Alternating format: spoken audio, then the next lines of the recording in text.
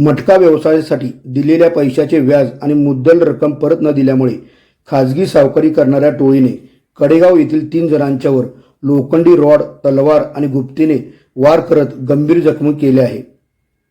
या प्रकरणी खाजगी सावकार सुधीर प्रकाश फडतरे, शुभम जितेंद्र यादव, शुभम सुहास यादव, राहुल मोहन चन्ने, राम उर्फ आशुतोष मदने आणि सूरज मोहिते या 6 जणांच्या विरोधात गुन्हा दाखल करण्यात आला आहे।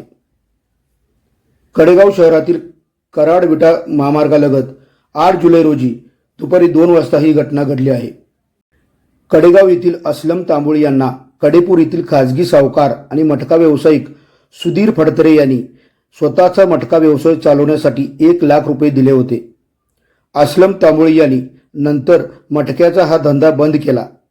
मात्र मटका व्यवसायातील 90,000 रुपये देणे बाकी होते।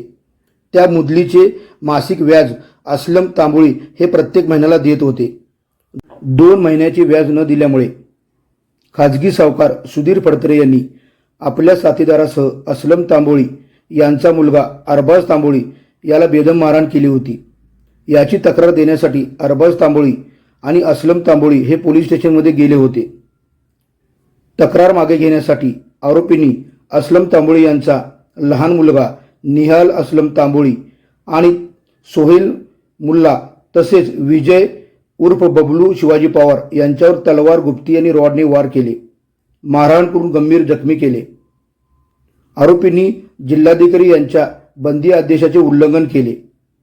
या प्रकरणी 6 जणांच्यावर महाराष्ट्र सावकारी कायदा आणि अन्य गुन्हे दाखल करण्यात आले आहेत। पोलीस अधिक तपास करीत आहेत।